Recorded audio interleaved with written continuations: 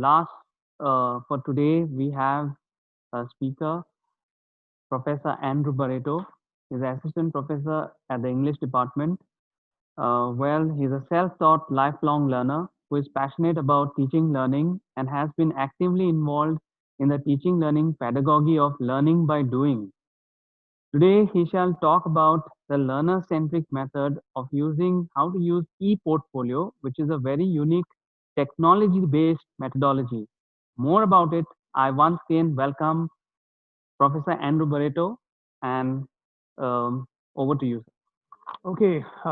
Good evening, everybody. I hope my audio is clean. Yes. Okay. Thank you very much. Uh, it's a privilege being here with all of you today here to share things that I'm doing in college here.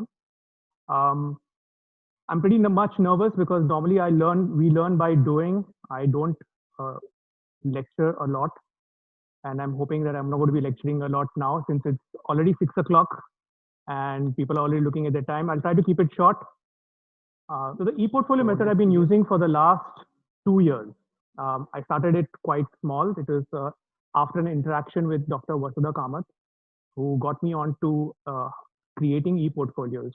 In fact, before that, already for our skilled courses, we were using the portfolio method. So Dr. Vasudha Kamath asked me a pertinent question. She says, do you know what e-portfolio is? And I said, I don't know what it is. And then she goes on to show me what an e-portfolio was. And I fell in love with it at that point of time itself, right? So let me share with you guys what we're doing. So what I'm going to be talking to you today is what is an e-portfolio?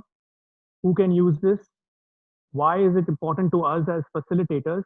And for this, Dr. Nandini and Dr. Samina have already told us how OB is coming into our curriculum. We are moving on to teaching students to create more critical thinkers. And I think ePortfolio is really a method that can help us in that goal. When do we create an ePortfolio? How to go about creating an ePortfolio as well. So one of the foundation of an ePortfolio is communication. Dr. Samina already told us that we are teaching digital natives. You have your students already creating TikTok videos. They are creating videos on Instagram. They are sharing their life on social media. So ePortfolio kind of helps us garner this energy which is there online and push it positive into a positive way. So what is an e-portfolio? An e-portfolio is a showcase of a student's works and achievements. It is a collection of artifacts and evidence of learning. Now, an artifact can be anything. An artifact can be an essay that you ask your students to, write. It can be a little project that you give to your students. It can be a field work that you are going for. It can be experiential learning that you take your students to. Uh, you can create your own goals when it comes to your learning achievement. This equates to things that are already there in our OBE, and we are looking at attainment of outcomes in our courses and programs as well. One of the most important things about an e-portfolio is the reflections on your learning goals. Now, currently, education seems to be, and especially exams and evaluations, seems to be only about the end goal. We feed students information, and then we say, okay, now you can regurgitate this information at the end of the term, and we're happy with you. But with an e-portfolio, what happens is that the students are engaged with their learning outcomes. We tell them, this is what I want you to learn, and we give them a pathway for them to show it to us. And an e-portfolio really, really helps us. Therefore, they will now share with us work samples, achievements, and this can go to their teachers, faculty members. It can go to the potential employers as well, or just to the general public. So who should be doing this? Miss something? No, I didn't. All right. Anybody can do it. In fact, I encourage all of the teachers who are watching this right now to start with an e-portfolio. I will be giving you some examples at the end of this, right? So for you teachers, we need to showcase our achievements. We need to showcase our thoughts on learning. We do so many things in the classroom, but unfortunately, we don't record them. Even short paragraphs of, so I've experimented in my class. I tried out a certain cooperative learning strategies with students. I split them up into groups, and it didn't seem to work, or it did seem to work. Now, if you share this, it will be of immense help for anybody else who comes and checks out your e-portfolio. Of course, and artists. So this is something sweet. Uh, the portfolio is borrowed from artists and graphic designers. They used to showcase their artwork, their paintings, their drawings on these large files that they would be carrying around, and we borrowed that from the fine arts stream. So why is this important to me as a facilitator? Now, one of the things that we can do, we can use the e-portfolio for our formative assessments, and we can use them for our summative. It depends on you.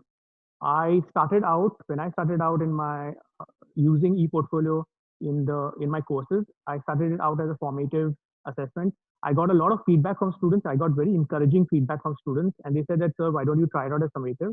And that's how I could really speed up and ramp up using e-portfolio in my courses. It showcases a part of students' online academic presence. Like I told you, students are online all the time. Unfortunately, employers who will be checking out a student's social presence might might get into Instagram and Facebook, and that doesn't really show a proper academic presence. So an e-portfolio allows for a student to showcase their online academic presence, and I think that is really, really important. This also becomes supportive of their resume. Think about this. A resume is a one-page document or a two-page document at the max. I will be putting up students will be putting up a lots of things that they've done over the course of 3 years or 5 years in the UG and PG combined. But where do we get to see this? So an e-portfolio allows the student to showcase their project, their thesis, their undergraduate thesis, for example, their postgraduate thesis, and not only the final document, but the process in which they had gone through.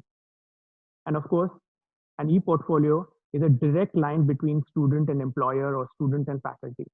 And I'm really happy to report that many of the students who have used the e-portfolio have showcased this to prospective employees, and they've got temporary jobs currently. In fact, one of my students is writing for an online content creator.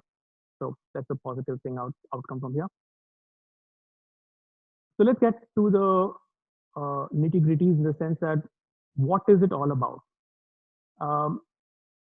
An e-portfolio not only generates the documentation, so it's not only about documenting what CAs that they've done, what projects that they've done, but using an e-portfolio, we can generate learning because the students have to put down the steps if you ask them to.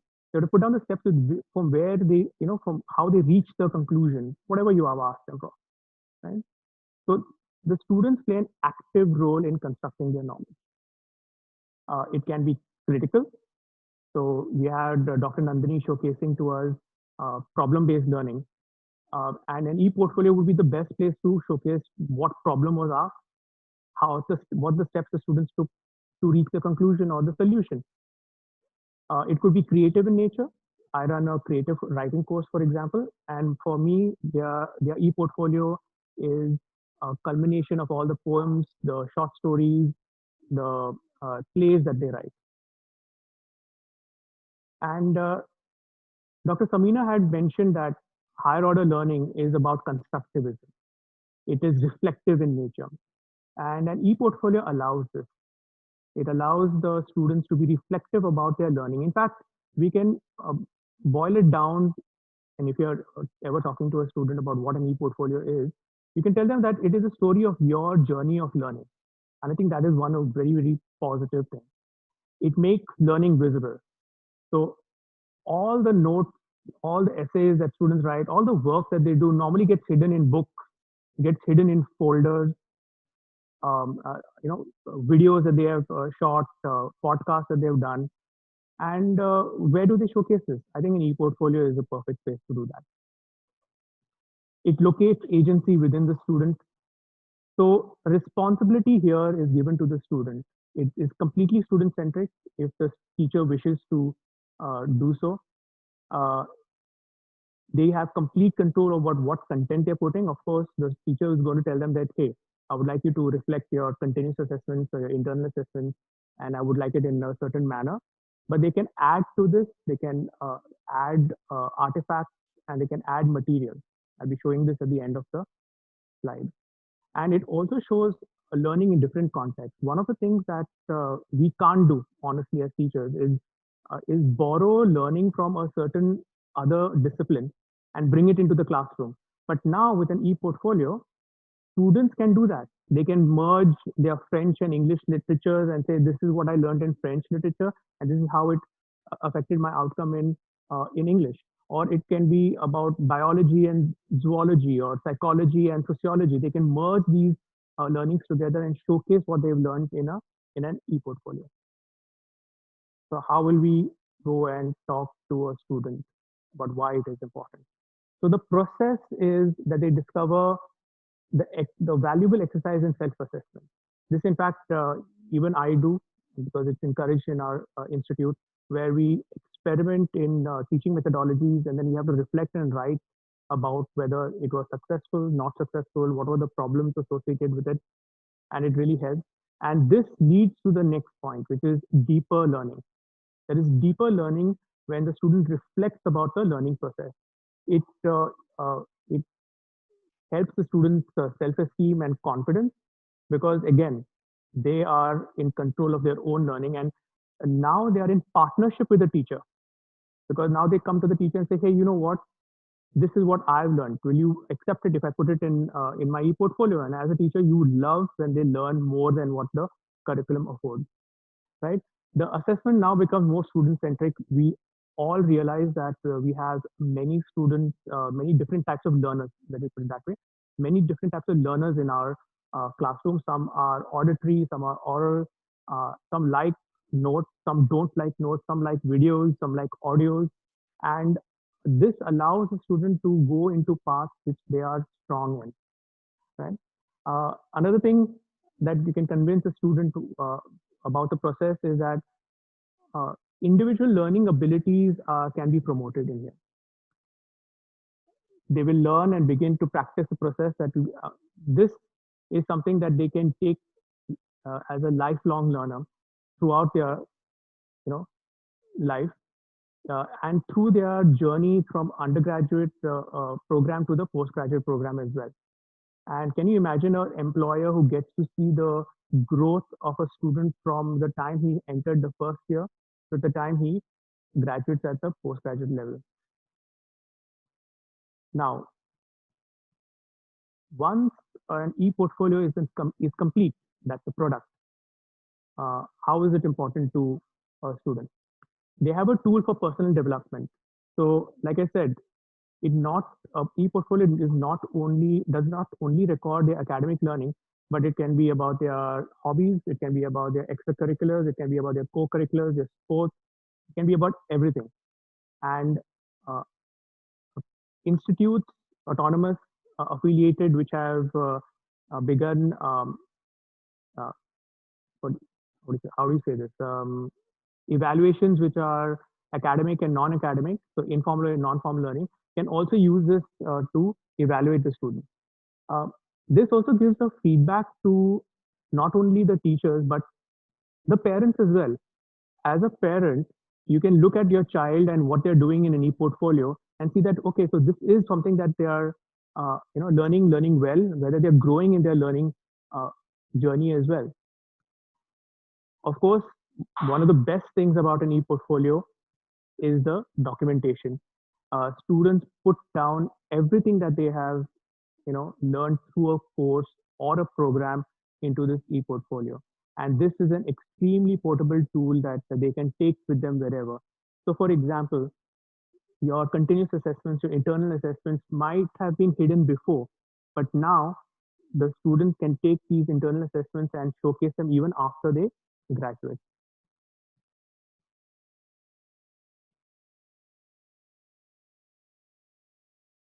So as an educator, for me, I am now looking at e-portfolio, and I can see all the documentation that my student has done, either it be it their continuous assessments or their semester end exam or whatever that they have put down in their e-portfolio.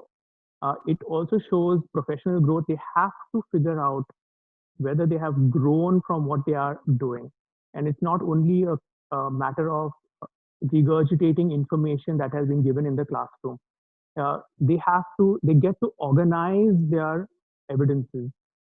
And it also identifies strengths and weaknesses of a particular student in particular courses or in a particular program. And in fact, this becomes a handy tool for the student when it comes to choosing their career. So they will either hate what they're doing when they put up their assessments, or they might love what they're doing. And if they love what they're doing, you will always tell them, please go for what you love, because that is going to be a place where you're going to make your career.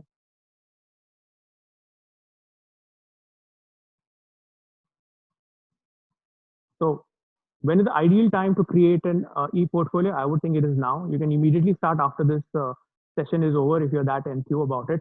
But what you need to remember about this is that it's a continuous process. I have created an e-portfolio which I will be sharing with you, and it's a process that I've been doing over a year now. I updated it last night as well, just before this uh, session. And you need to constantly update and constantly design your e-portfolio. So how do you go around building your e-portfolio? First, you collect evidence and artifacts. Let's take an example of English.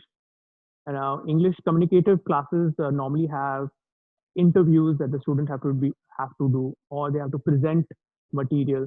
They have to record some presentations. Um, they might have to write down essays. They might have to write down letters. Now, all these can be put into a folder, and this becomes your collection. Academic work, videos, audio, discussions in class, anything.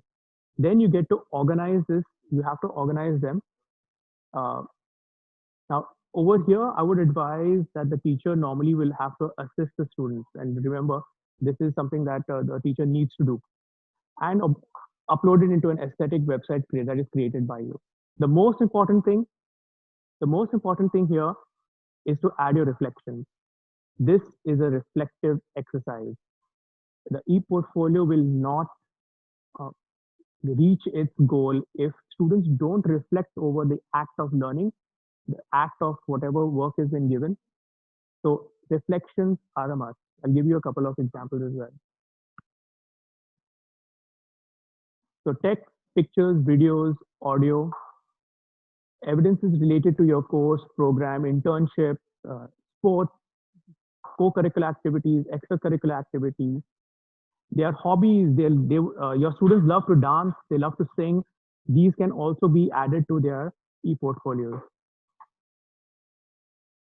Evaluation now, students can even go out of the courses. So for example, a student can even talk about how they looked at the course, whether they enjoyed the course, whether they did not enjoy the course. And I think that gives the teacher or the instructor themselves a good feedback about what they're doing, whether they're doing is good, right, not so right. So what are the different types of e-portfolios? One is a work portfolio. Any working professional can do this, even we. The other one is a display e-portfolio. Artists, photographers, graphic designers use this quite often. And thirdly, what we'll be focusing on is the academic or the assessment-based portfolio. Here, when I put it to use, I realized that students used it in all three ways. So they not only put down information about their academics, they put down information about their artwork, their, whether they were dancing or singing and stuff like that. And even if they were working on the side, they would put up that information as well. So I think this really works to showcase what a student's journey is through the undergraduate and postgraduate life. How do you go on to it? We have a tie-up with Google. So for us, we use sites.google.com, but with any Gmail account, you can log into sites.google.com, go into new Google Sites, and you can begin your journey into creating an e-portfolio. The positive thing about the Google Sites is that it has a dynamic view, means you don't have to worry about how it will look on a phone or a tablet or a laptop or a computer. You just go and design your e-portfolio and it will do the rest. There are other sites like Wix.com which are a little more fluid. There are more designs, but you have to put in a little more work there as well. Now, after you check out what an e-portfolio is, you'll obviously have these questions. How do I motivate my students to adopt this? Definitely. Now, when I was explaining to my students, I first thing first, I made my own portfolio. Then I showed them the benefits of it. Of course, you have to also make your expectations completely clear. Are you using it for your internal assessment? What are the rubrics? Are you using it for internal as well as external assessment? What are the rubrics? Are you giving me 5 marks for design or are you giving me 10 marks for design? Are you qualitatively assessing me for my reflections or not? Make your expectations clear. Show successful examples. There are lots and lots of e-portfolios available on the net. Do it. Like I said, walk the talk. Create your own e-portfolio.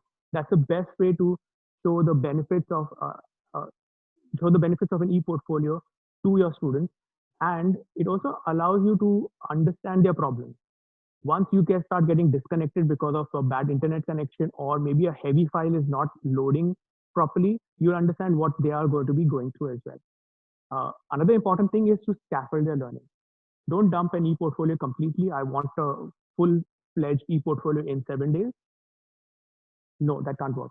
So what you do is first talk to them about what an artifact is, choose one artifact, and maybe talk about what a reflection would be, and upload this material in the e-portfolio. You need to link e-portfolios to something. It gets difficult to assume that the students will do this because they would like to do it. So if you were to link it to an assessment, I think this would really, really help you. So a 10-mark assessment or a 20-mark internal assessment is what you start begin with. And lastly, make it social. Tell your students to go and look at their friend's e-portfolio and go and constructively comment about it. Oh, that's a very nice photograph that you put. Oh, this essay that you have explained makes so much more sense now. A presentation that they had put up in class, they've gone and put it up in the e-portfolio and explained it a little more. That will really, really help the students make this their own.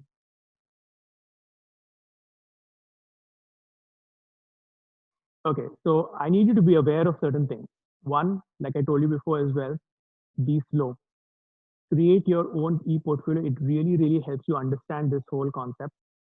Use it at the formative stage before using it at the summative stage. That will really help you as well. Another very important thing is that you need to create a learning environment which allows for this creation of artifacts. Now, we cannot go back to 60 hours of lectures and then tell your students, come on, now you need to create an e-portfolio. No ways. You will now have to think about cooperative learning strategies, maybe group assignments, maybe activities, group projects, uh, and you are the best person to know this. So I'm going to hand that over to you. Reflections, however small, are extremely necessary. This is an important aspect of an e-portfolio. And you need to scaffold these as well. You can start off with a short one paragraph reflection on a project that the student has done. I remember one of the first things, and in fact, in some of the examples that I show you, students have written things like, oh, this was very good, full stop, over. And then you would tell them, no, then you cannot say this is good, this is bad, but you need to analyze it, give them some steps, how to go about analyzing a certain project. Rubrics are really important. You need to use them. I've got an example which I can show you as well. Collect feedback at every stage. And we need to also, as a facilitator, we need to also revise our expectations. This will depend on internet connectivity. This will depend on the use of technology within an institute, or whether the student is also very comfortable using technology or not. This will depend on you as a facilitator, whether you have, for example, a learning management system where you can collect all this information, or do you have the affinity to use technology in your class? Okay, so now what I'm going to be doing is I'll just come out from this presentation and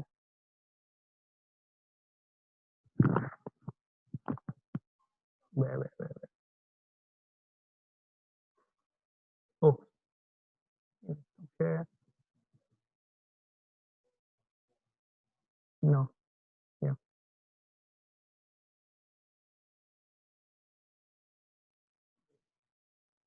Hmm. Yeah, I'm just showing the example.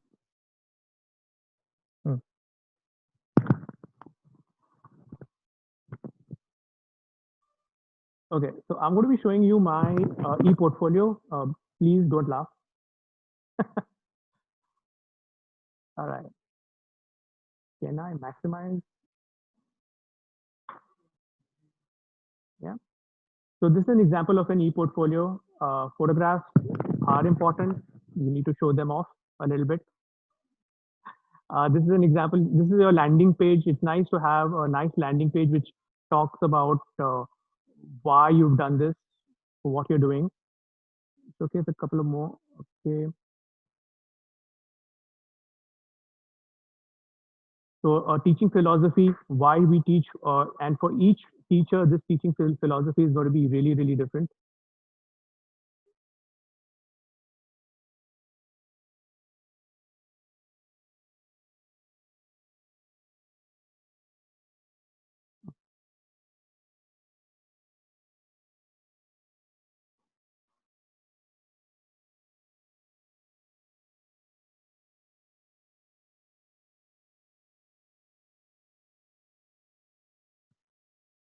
Okay, here is a tab for my courses. So what I do is I put down all my courses that I teach here.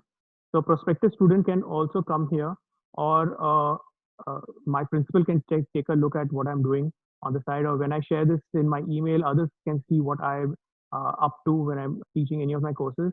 And I've got each, or I've got a different page for all my other courses as well. Is it opening?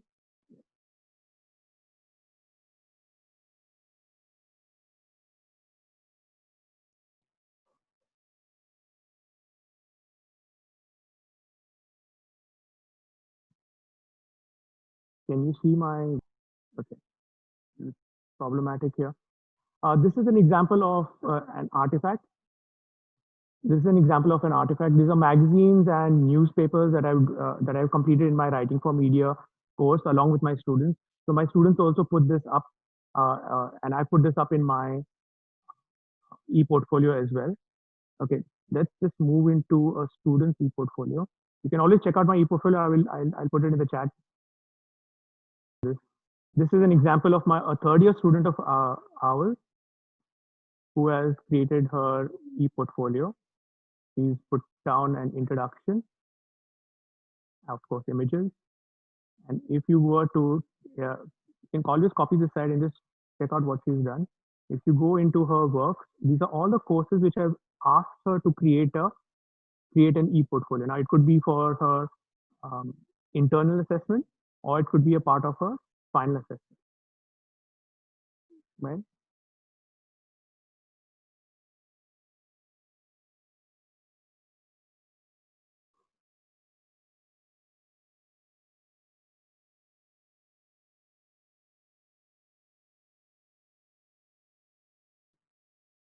Okay, seems to be a little problem here. It's getting stuck. Anyway, so anything that you would like to put forward as an artifact is open. Now, for example, this is a newsletter that we do in the department, which is an artifact which I put down in my e-portfolio.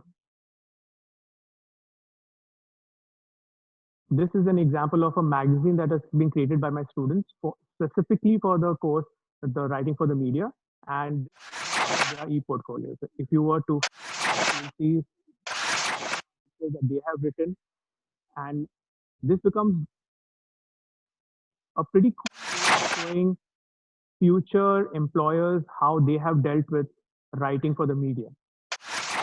Articles are written, and the layout has been designed by students. So that was a small example. I would advise you to just if you copied the site, the URL, you can always check it out yourself, and you can always contact me through my email ID. Thank you very much.